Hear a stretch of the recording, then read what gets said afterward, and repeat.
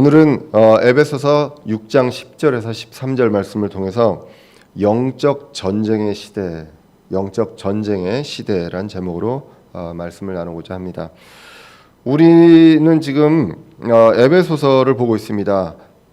사도 바울이 가택 연금 중인 옥중에 하나님의 영감으로 기록된 그 서신, 그 성경을 통해서 그리스도와 교회에 대해서 알아보고 있습니다. 그리스도에 대한 내용들이 나와 있었고, 교회에 대한 내용이 나와 있었고, 그리고 우리가 인간 관계에서 그리스도와 교회와의 관계를 통해서 우리 인간 관계를 풀어가고, 또 우리가 인간 관계를 통해서 그리스도와 교회, 하나님과 교회의 관계를 볼 수 있는 아주 귀한 성경입니다.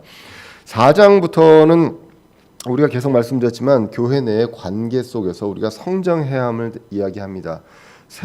옛 사람을 벗고 새 사람을 입으라고 하고요. 그리고 그 말씀 안에서 성장해야 함을 강조합니다. 그래서 관계 속에서 우리는 성장을 하게 됩니다. 그래서 이 성장을 위해서 교회에 직분자들을 선물로 주셨다라는 내용이 이제 4장에 나와 있었습니다. 그리고 이제 5장에서도 계속해서 우리가 관계 속에서 성장을 해야 되는 내용들을 말씀하시다가 구체적으로 이제 5장 22절 이하부터 부부와의 관계, 그리고 부모와 자녀와의 관계, 주인과 종과의 관계로 쭉 이어지는 그런 내용들을 봤습니다. 우리가 서로 간에 그 여러 가지 다양한 관계들로 있는 것 같지만 그 관계 속에 공통점이 있다는 것입니다. 그리스도와 교회와의 관계를 알 수가 있다라는 것을 우리가 5장 22절 이하부터 알 수가 있었습니다. 5장 22절 이하에서는 부부와의 관계가 나왔었습니다. 부부와의 관계는 복종과 사랑과의 관계다라고 이야기를 했습니다. 그리고 이제 그리스도와 또 신부인, 그분의 신부인 교회와의 관계가 바로 부부와의 관계이다라는 그러한 내용들로 이제 나와 있습니다. 그래서 부부와의 관계를 통해서 그리스도와 교회와의 관계를 이해하고 우리가 교회로서 남편 되시는, 그리고 신랑 되시는 그리스도에게 우리가 어떻게 해야 하는지 그런 것들을 우리가 배울 수 있다라고 이제 말씀을 드렸습니다. 그리고 이제 6장 1절에서 4절은 부모와 자녀와의 관계로 나와 있습니다. 하나님과 우리는 아버지와 자녀와의 관계이기 때문입니다. 그래서 자녀들에게는 주 안에서 부모에게 순종하라라고 이야기를 하고, 그리고 6장 4절에 보시면 아버지들아 너희 자녀들을 노엽게 하지 말고 오직 주의 교육과 훈계로 양육하라고 했습니다. 하나님께서 우리를 감정적으로 대하지 않고 노엽게 하지 않고 주의 교육과 훈계로 우리를 양육하고 계시기 때문입니다. 인내로 그리고 사랑과 긍휼로 그렇게 하시기 때문에 우리도 아버지 된 자로서 아이들에게 그렇게 해라라고 성경이 기록을 하고 있습니다. 자, 그 다음에 이제 5절에서 9절까지는 주인과 종, 그리고 상관과 부하의 관계로 이제 볼 수가 있다라고 말씀을 드렸습니다.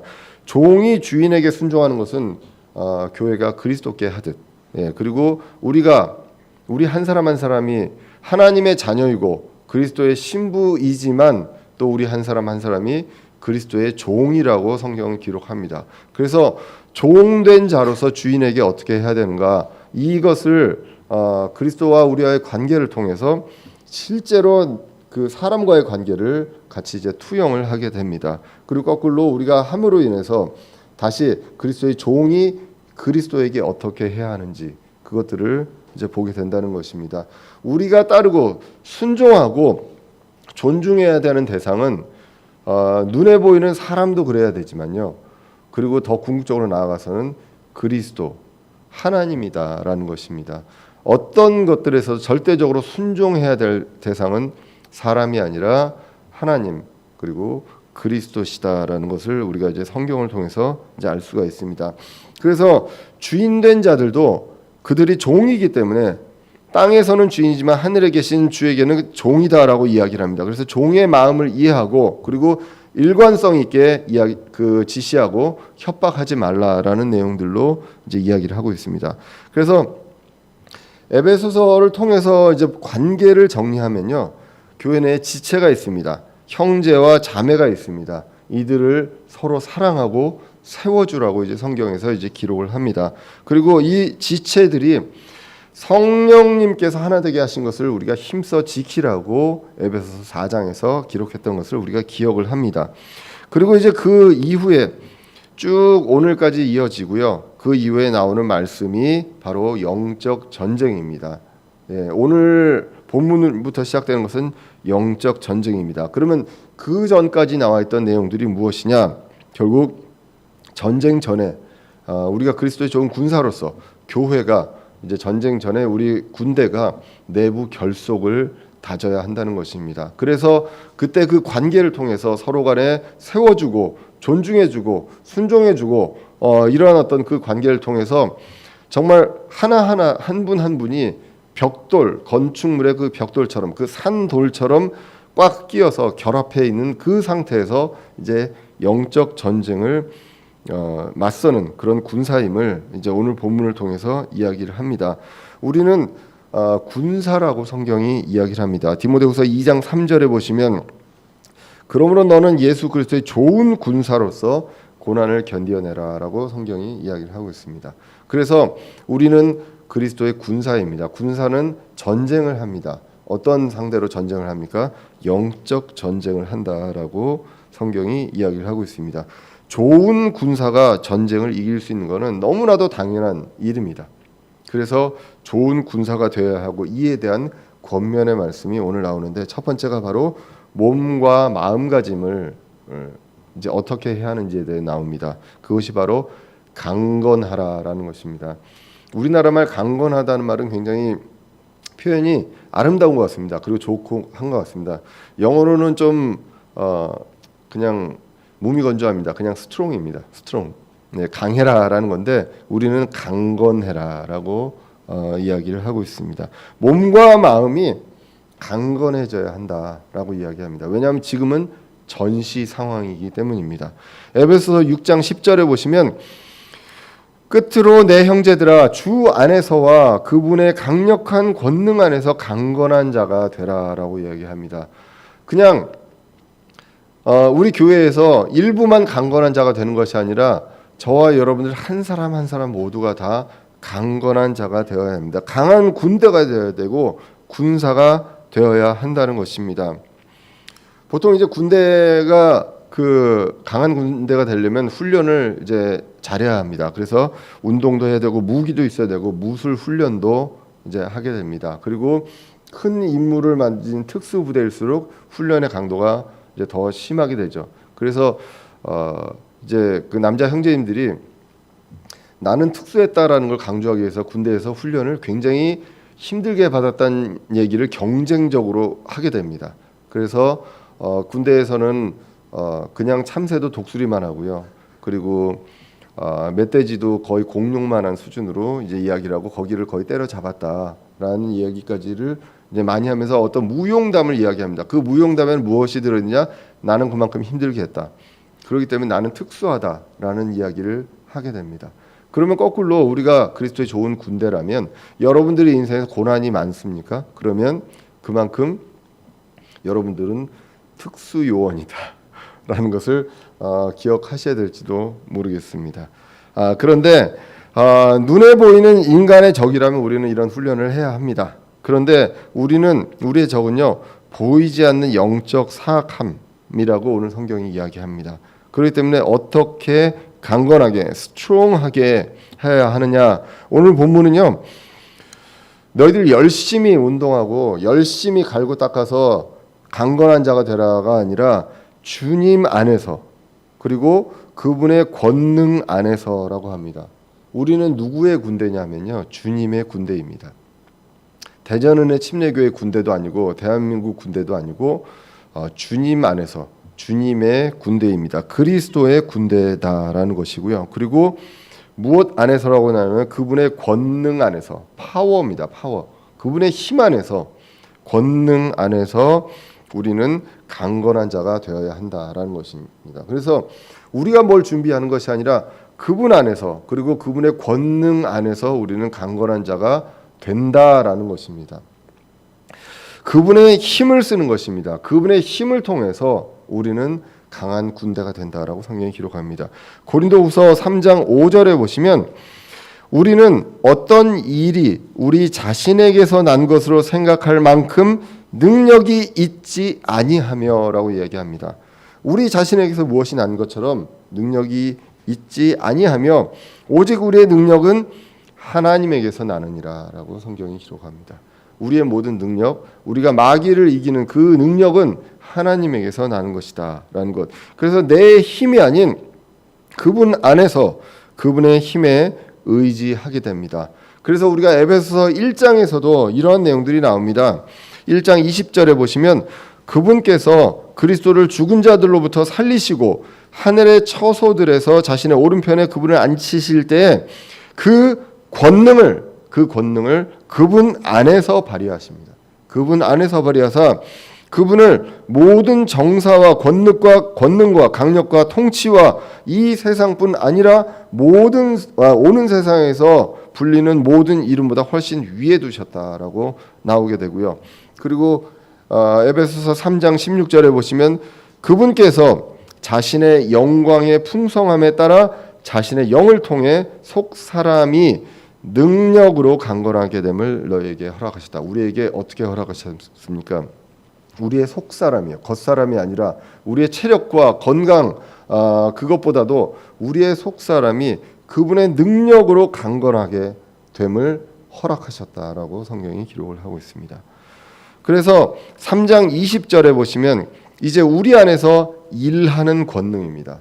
우리 안에서 일하는 그분의 권능에 따라 우리가 구하거나 생각하는 모든 것 이상으로 넘치도록 능히 행하실 분이다라고 성경이 기록을 하고 있습니다. 우리는요, 그러한 굉장한 그분의 권능이 있습니다. 그 권능이 우리 안에서 일한다. 그렇기 때문에 우리는 그분의 권능 안에서, 그분의 힘, 파워 안에서 우리는 강건한 자가 된다라는 것입니다. 그래서 우리가 잘 기억해야 합니다. 우리의 힘과 능력으로 마귀와 싸울 수 있는 것이 아니다라는 거 이제 성경이 기록합니다. 우리가 주님의 군사로서 그리고 주님의 권능으로 싸웁니다. 우리의 대상은 사람이 아니라 그리고 나라와 국가와 어떤 단체가 아니라 영적 존재이기 때문입니다. 그래서 주 안에서 그분의 권능 안에서 강건해라라고 기록을 한다는 것입니다. 그럼 어떻게 그분의 권능이 무엇이길래 그리고 권능이 어떻게 일하길래 강건하느냐라는 것을 우리가 생각을 하게 됩니다. 고린도후서 6장 7절에 보시면 이렇게 나옵니다. 진리의 말씀과 하나님의 권능과 오른손과 왼손에 든 의의 병기로 그리한다라고 나옵니다. 그분의 진리의 말씀이 있습니다. 그리고 권능이 있고 의의 병기가 있기 때문에 우리는 싸울 수가 있습니다. 그리고 더 구체적으로 말씀이 어떤가라는 것을 히브리서 4장 12절을 통해서 우리가 보게 됩니다. 하나님의 말씀은 살아있고 권능이 있으며 무엇이 권능이 있습니까? 하나님의 말씀이 살아있고 권능이 있으며 양날 달린 어떤 검보다도 예리하고 혼과 영과 및 관절과 골수를 찔러 둘로 나누기까지 하고 또 마음의 생각과 의도를 분별하신다라고 이야기를 하고 있습니다. 우리의 말씀에 권능이 있습니다. 말씀이 우리를 강건하게 하고 권능을 줍니다. 예수님이 사역을 하실 때, 이 땅에 사역하실 때 예수님의 말씀이 얼마나 권능이 있었느냐. 회당에서 말씀을 전할 때 사람들이 깜짝깜짝 놀랍니다. 말씀을 누가복음 4장 32절에 보면 그들이 그분의 교리에 깜짝 놀라니 이는 그분의 말씀에 권능이 있었기 때문이다라고 이야기를 합니다. 말씀에 권능이 있습니다. 회당의 사람들이 깜짝 놀라게 됩니다. 마귀도 말씀의 권능에 이길 수가 없습니다. 왜 그러냐 하면요, 마귀는 오늘 11절에 나온 것처럼 간계를 사용을 해서 공격을 합니다. 속임수, 간사한 어떤 계책, 이것을 통해서 공격을 합니다. 속이려고 할 때 우리는 그 원칙과 원리를 알면 속지 않을 수가 있는 것이죠. 그래서 말씀의 권능에 간계가 안 통한다는 것. 그런데 내 생각과 내 철학과 내 지식을 가지고 판단한다면 이 마귀의 관계에는 속아 넘어갈 수밖에 없다는 것입니다. 그렇기 때문에 우리는 말씀으로 우리가 강건한 자가, 말씀의 권능 안에서 강건한 자가 되어야 하기 때문에 결국은 말씀으로 훈련을 받고 성장해야 한다는 것을 우리가 성경을 통해서 알 수가 있습니다. 그리고 이제 두 번째 군사로서 봐야 할 것이 바로 전투 태세입니다. 전투 자세. 성경에서는 오늘 11절에서 서서 대적한다고 합니다. stand against, 그러니까 서 있어야 하고요. 그리고 적을 향해서 서 있어야 합니다. 딴 데를 보고 있는 것이 아니라 적을 향해서 전투할 수 있는 자세를 취하면서 서 있어야 한다라고 기록을 합니다. 11절을 오늘 보시면 너희가 마귀의 관계들을 능히 대적하며 서기 위해 하나님의 전신갑주를 입으라라고 기록합니다. 우리의 적은요, 마귀입니다. 보이는 사람이나 국가나 권력이 아니라 그 뒤에서 조종하는 마귀다라는 것입니다. 그렇기 때문에 우리가 사람을 보고 거기다 대고 전투 태세를 갖출 것이 아니라 우리 보이지 않는 그 마귀를 스탠드 어게인스트 해야 한다라고 기록을 한다는 것입니다. 그래서 그들은 아까 말씀드렸지만 간계, 속임수를 사용을 합니다. 요한 2서 1장 7절에 보시면 이렇게 기록됩니다. 속이는 자들이 세상에 많이 들어왔는데 그들은 예수 그리스도께서 육체 안에 오신 것을 시인하지 아니하느니라. 이러한 자가 속이는 자요 적그리스도니라라고 기록합니다. 이 시대에 적그리스도의 영이 활동하고 있다고 요한 1, 2서를 통해서 우리가 이제 봤었습니다. 그래서 이들은 속입니다. 예수님께서 육체로 오신 것 자체도 속입니다. 그러면 안 속으려면 어떻게 해야 됩니까? 말씀으로 우리가 잘 알아야 안 속을 수가 있는 것이죠. 그런데 그 말씀을 변개하고 그리고 다르게 해석하는 그런 교사들을 통해서 이제는 메시아뿐만 아니라 나도 메시아다라는 것까지 이제 가게 되는 그런 이단들이 나오게 됩니다. 우리는 누가 어떠한 사람이 아무리 훌륭한 사람이고 아니 많이 배운 사람이 그렇게 이야기하더라도 우리는 말씀으로 속지 않을 수 있다는 것입니다. 요한계시록 12장 9절에서도 이야기합니다. 사탄을 속이는 자라고 이야기합니다. 그 큰 용, 즉 저 옛 뱀, 곧 마귀라고도 하고 사탄이라고도 하며 온 세상을 속이는 자가 내쫓기더라. 그가 땅으로 내쫓기니 그의 천사들도 그와 함께 내쫓기니라라고 이야기합니다. 처음부터 끝까지요. 속입니다. 수단과 방법이 바뀔 뿐이지 그들은 늘 하나님과 우리와의 관계를 가르기 위해서 속인다라는 것입니다.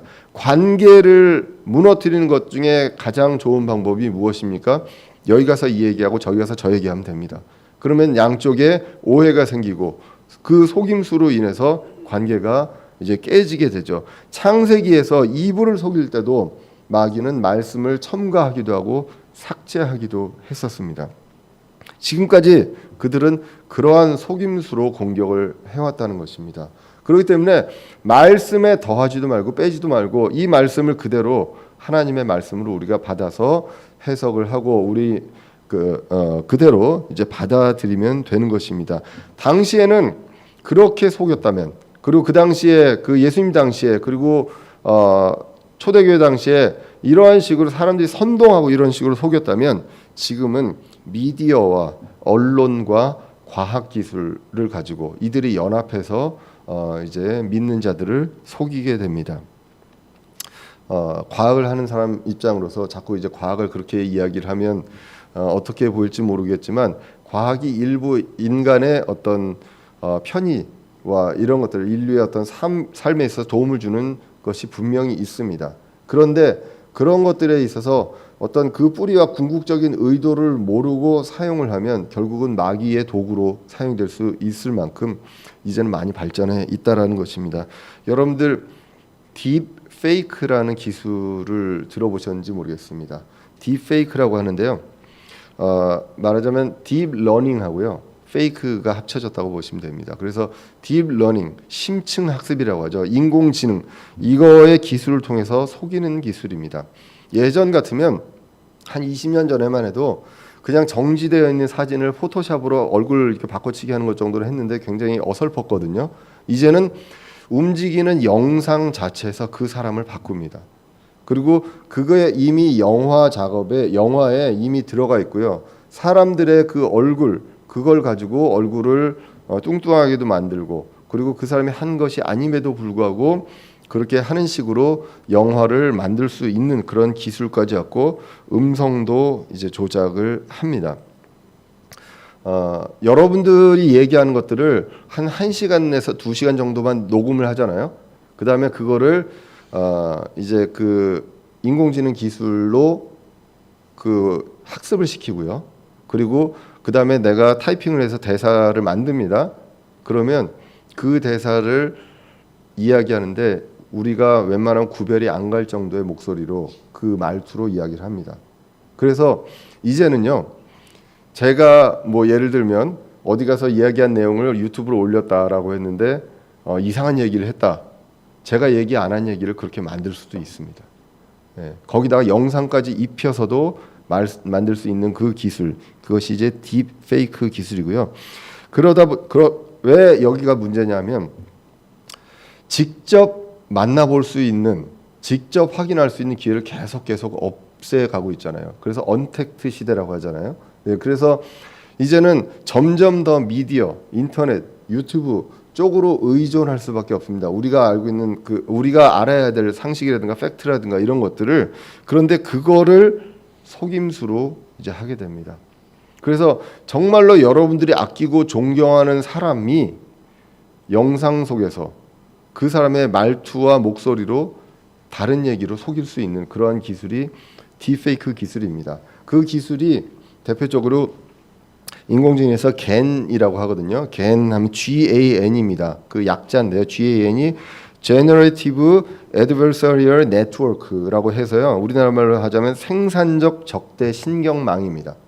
그 GAN이라는 기술인데 이게 뭐냐면 이게 진짜로 저희 연구 분야에서 쓰여요.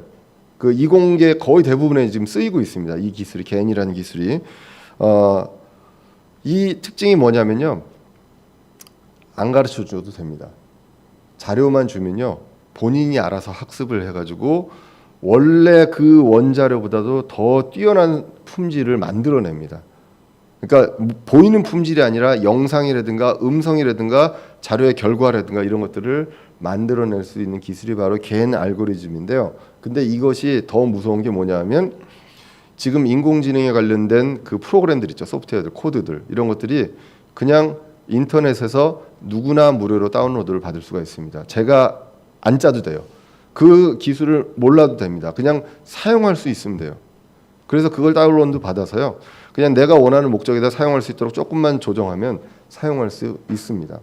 그래서 이 전문가랑 이제 같이 제가 공동 연구하면서 물어봤어요. 이거에 대해서 진짜 정말로 정치적이나 어떤 누가 악용을 하려면 정말로 이렇게 악용할 수 있지 않느냐 해서 그 전공자들, 그 전문가들도 그 부분에 대해서 굉장히 우려한다라고 하더라고요. 그래서 이걸로 만들어지는 것들을 또 분별해내는 그런 어떤 기술을 만들려고 하는데 이게 굉장히 어렵다라는 이야기를 합니다. 이 겐의 원리는요, 뭐냐면 화폐 위조범이 있고요, 그리고 감식자가 있습니다. 감식반이 있는 거예요. 그래서 한쪽은 계속 위조를 합니다. 그러니까 예를 들면 지폐를 계속 위조를 하는데 위조가 어설프면 이쪽에서는 아니다라고 판별을 해버리잖아요. 그러면 다시 요거를 더 정교하게 위조를 합니다. 그래서 이 두 개가 서로 이제 하다가 이제 구별이 안 되는 그까지 오면 그 결과가 이제 좋은 거예요. 그러면 웬만한 사람들이 구별을 할 수 없게 됩니다. 그것이 이제 기술이다. 그렇기 때문에 이제는 우리가 유튜브나 이런 데서 어떠한 내용들로 나온다고 해도 우리가 그것들을 그냥 바로 이게 이렇게 영상으로 되어 있기 때문에 이게 사실이구나 이렇게 받아들일 수 없는 그런 세상이 오고요. 마귀는 이것을 분명히 이용할 것이다 라는 것입니다. 네. 어떠한 전문가가 꼭 안 도와줘도 돼요.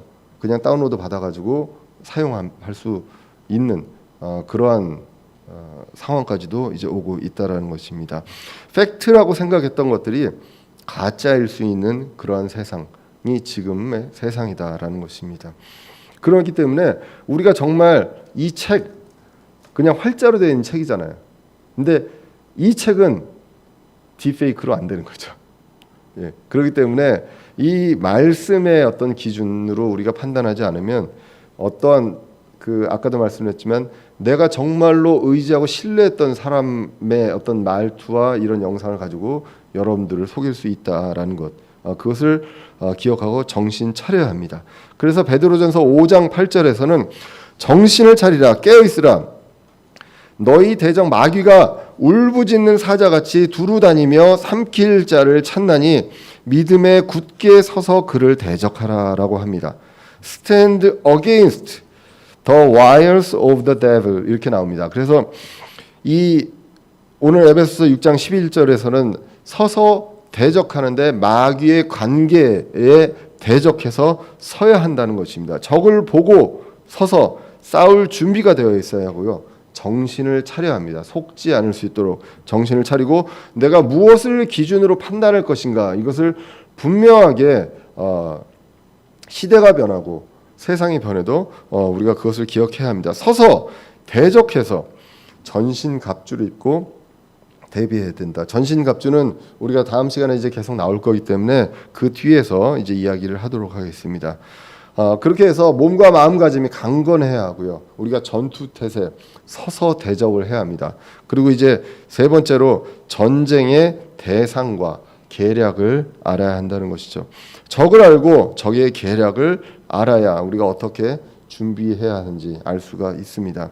오늘 보면 12절에 보시면 우리는 살과 피와 맞붙어 싸우지 아니하고 정사들과 권능들과 이 세상 어둠의 치리자들과 높은 처소들에 있는 영적 사악함과 맞붙어 싸우느니라라고 기록을 합니다. 우리는 앞에 보이는 사람을 두고 싸우지 않습니다. 살과 피와 맞붙어 싸우는 것이 아니라 정사들, 우리가 에베소서 1장에서 나왔던 것처럼 정사들, 권능들, 그리고 이 세상의 어둠의 치리자들, 높은 처소들에 있는 그 영적 사악함들, 이들 우리 보이지 않는 그러나 우리를 보이는 것 존재들을 통해서 속이는 그 뒤에서 조종하는 그 존재들과 맞붙어 싸웁니다.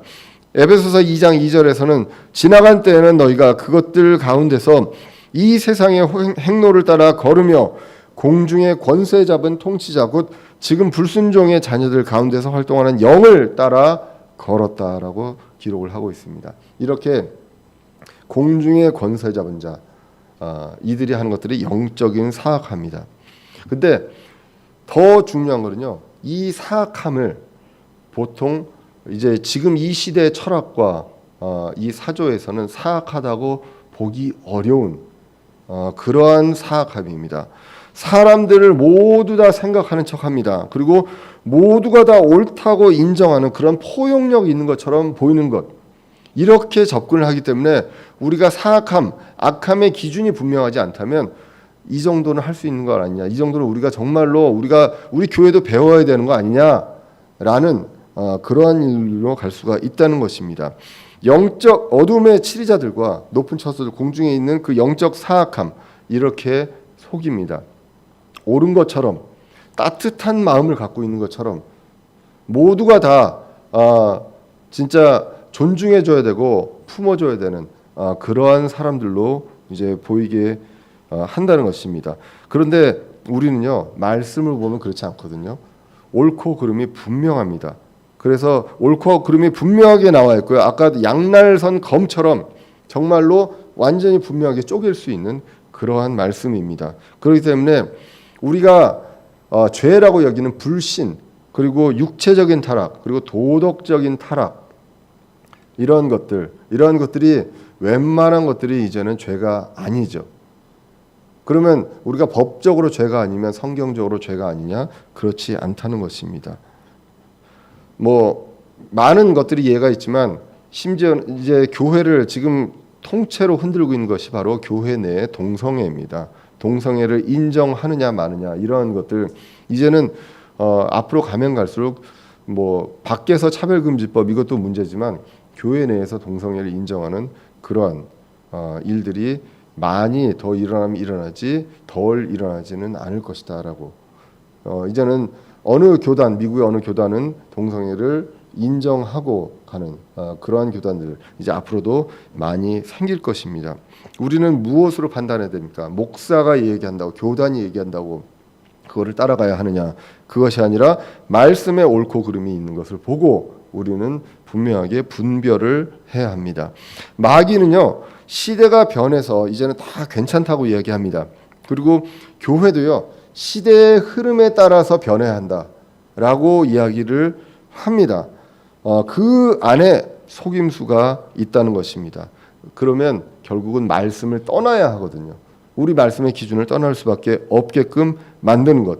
우리는 그 흐름 뒤에 있는 그 정사, 권능, 세상의 어둠의 치리자, 영적인 사악함, 이것을 인식해야 하고요. 거기에 맞붙어 싸워야 한다는 것입니다. 그렇기 때문에 방어와 공격을, 그들의 공격을 방어할 수 있는 그 특화된 방어가 있어야 하고, 그리고 그들의 맞서서 공격해야 된 그 특화된 무기가 있어야 한다는 것입니다. 요한복음 16장 33절에 보시면 예수님은 이미 세상을 이기셨다고 기록을 하고 있습니다. 너에게 이 일들을 말한 것은 너희가 내 안에서 평안을 누리게 하려 함이라. 세상에서는 너희가 환난을 당할 터이나 기운을 내라. 내가 세상을 이기었노라 하시니라 라고 기억하고 있습니다. 예수님은 세상을 이기셨습니다. 그리고 요한 1서에서도 보시면 계속해서 언급하는 것, 반복해서 언급하는 것이 우리가 교회가 사악함을 이겼다라고 이야기합니다. 영원한 괴멸, 마귀의 영원한 괴멸은 지금 일어나지는 않습니다. 예수님 다시 오시고 이제 새 하늘과 새 땅이 열리기 바로 전에, 그때 이제 마귀와 모든 세력들이 불호수로 가서 이제 영원히 거기에 있게 됩니다. 그 전까지 우리는 영적 전쟁을 계속 해 나간다는 것입니다. 그래서 이 악한 세상이 활동하고 있기 때문에 여기에 버텨야 한다라는 것을 오늘 13절에서 이야기합니다. 그러므로 너희가 악한 날에 능히 버텨내고 모든 일을 행한 뒤에 서기 위해 하나님의 전신갑주를 취하라라고 기록합니다. 버티고 싸웁니다. 예. 공격을 막아내고 버텨야 합니다. 그 뒤에도 서야 한다라고 이야기합니다. 넘어지지 말아야 한다. 서야 한다는 것을 오늘 본문에서 에베소 6장에서 11절, 13절, 14절에서 계속 이야기할 정도로 서 있어야 한다는 것을 강조하고 있습니다. 적을 향해서요, 서서 버티고 싸웁니다. 그리고 방어용 무기가 필요하고 공격용 무기가 필요하다는 것입니다. 이것이 바로 전신갑주라는 것입니다. 우리가 어떤 금속으로 어떤 튼튼한 총알도 막을 수 있는 어떤 그런 물리적으로 이러한 것들로 전신갑주를 만드는 것이 아니라 영적인 전쟁에서 싸우기 위한 전신갑주가 필요하다라고 이야기하면서 이제 14절 이하에서 구체적으로 이제 전신갑주에 대해서 이야기를 하게 됩니다. 오늘 본문을 보면서 우리가 생각을 해야 합니다. 그리고 다시 한번 분명히 해야 합니다. 영적인 전쟁은요, 주님 다시 뵐 날까지 계속 있을 것입니다. 그리고 더 치열하게 있을 것이라는 것입니다. 이런 영적인 전쟁 없이 우리가 편하게 있다가 주님 앞으로 가면 얼마나 좋겠습니까?만은 그러한 일은 절대 결탄코 있을 수 없다는 것. 성경이 그것을 이야기합니다. 그렇기 때문에 인정해야 합니다. 그러면 우리는 영적인 전쟁을 하기 위한 그 대상, 마귀, 적그리스도, 속이는 자임을 우리가 분명히 알아야 합니다. 공격은요, 앞으로도 더 강력해질 것입니다. 다양해지고 우리의 예측이나 이런 것들을 뛰어넘는 어떤 여러 가지 방법으로, 예측하지 못한 방법으로 속임수를 통해서 오게 됩니다. 우리가 이제는 오감으로, 내가 느낄 수 있는 그 오감으로 구별하기 어려운 정도의 어떤 기술로 우리를 속일 것이다라는 것입니다. 그거는 분명한 사실이고요. 그리고 여러분들, 야, 이 정도까지 할 수 있어? 이 정도는 못하지. 내가 이 영상을 보면 이거는 사실이야 라고 생각할 수 없을 정도로 이제는 속여서 올 것이다 라는 것입니다. 그렇기 때문에 우리는 말씀을 기준으로 무엇으로 나아갈지를 이제 봐야 한다는 것입니다. 과학과 의학은요, 생활에 도움이 됩니다, 분명히. 그러나 세계관, 가치관은요, 반성경적으로 가게 되어 있습니다. 그렇기 때문에 우리가 그 부분들에 대해서 분명히 알고 마귀는 앞으로 분명히 이것을 굉장히 좋은 도구로 이용할 것이다. 그렇기 때문에 그들의 전략과 전술을 알아야 합니다. 전략과 전술은 단 한 가지로 보면 전술은 다양할 수 있지만 전략은 말씀에서 우리가 떠날 수 있게끔 하는 것, 말씀의 기준에서 떠날 수 있게 하는 것, 그게 바로 전략이라는 것입니다. 전략은 변하지 않죠. 전술은 변합니다. 전략은 그 전쟁에 이기는 목표, 전쟁의 목표인 거죠. 마귀는 말씀에서 우리를 떠나게 하는 것입니다. 그래서 하나님을 오해하게 만들고 하나님과의 관계를 단절하게 만드는 그것이 있습니다. 우리는 그래서 강건해야 하고 정신 차리고 서서 대적해야 합니다. 주 안에서, 말씀 안에서, 그분의 권능 안에서 이러한 것들을 강건하게 될 수 있어야 한다는 것입니다. 지금은 영적 전쟁의 시대입니다. 예수님의 다시 오실 날이 가까워지면 질수록 마귀도 필사적으로 우리를 속일 것입니다. 앞으로 우리가 정말 그 붙들고 있는 이 말씀 외에는 아무것도 믿지 말아야 되는, 그리고 100% 신뢰하지 말아야 된다는 것, 그것을 우리가 기억을 해야 될 필요가 있습니다. 심지어는 우리가 더 극단적으로 얘기한다면요, 어느 교회 목회자라도, 우리 독립심리교회 목회자라도 말씀에 반한 다른 이야기를 한다라고 하면 여러분들이 분별하셔야 한다는 것입니다. 저와 여러분들이 우리 사람을 가지고 이야기합니다. 누가 성경을 번역했고 누가 성경을 출간했고 이런 것들을 이야기할 수도 있습니다. 킹제임스 성경을 우리가 믿는 것이지 킹제임스 성경에 있는 그 킹제임스 제임스 왕을 우리가 믿지 않습니다. 그 왕을 통해서 그 시대에 하나님께서 온전하게 보존해 주신 그 완전한 성경이 있음, 그 성경을 믿는 것이다 라는 것입니다. 그렇기 때문에 그 외의 모든 것들 여러분들을, 저와 여러분들을 속일 수 있도록 마귀가 사용할 수 있다는 것, 성경과 다른 이야기를 한다면 우리는 그것들에서 분명히 말씀으로 분별을 할 수 있어야 되겠습니다. 정말로 심각하고 정말 어려운 영적 전쟁의 시대입니다. 고린도후서 10장 3절에 이렇게 기록되어 있습니다. 사도 바울이 그 일행이 고린도 교회에게 이야기합니다. 고린도후서 10장 3절에 보시면 비록 우리가 육신 안에서 거르나 육신을 따라 싸우지 아니하노니, 우리는 육신 안에 걷습니다. 그렇지만 육신을 따라 싸우지 아니하노니 우리의 전쟁 무기는 육신에 속하지 아니하고 하나님을 통해 강력하고 강한 요새들도 무너뜨리니라. 5절에 우리는 상상하는 것과 또 하나님을 아는 것을 대적하여 스스로를 높이는 모든 높은 것을 무너뜨리고 모든 생각을 사로잡아 그리스도께 순종하며 너희의 순종이 이루어질 때까지 모든 불순종을 응징하려고 준비되어 있노라라고 바울이 이야기를 합니다. 우리도 하나님을 아는 것, 이것에 대적해서 하는 모든 것들, 그것보다 더 높이 올라가려고 하는 모든 것들이 있다면 그러한 어떤 불순종을 그리스도께 순종하면서 응징하도록 우리가 준비되어 있고 강건해야 한다는 것입니다. 여러분들 한 사람 한 사람을 대전은혜 침례교회로 모아주셨습니다. 그리고 우리가 강건해서 좋은 그리스도의 좋은 군사가 되어야 하겠습니다. 그래서 좋은 군사가 되었는데 싸우는 대상을 우리가 잘못 판단하고 다른 곳에서 싸우느냐, 그런 것이 아니라 우리 눈에 보이는 적이 아니라 보이지 않는 그 뒤에서 조종하는 그 마귀의 세력, 영적 사악함을 우리가 서서 대적하고요. 그리고 그 전술과 전략을 알고 그들을 응징하기 위해서 준비된 여러분들이 되시기를 간절히 기원합니다. 기도하겠습니다.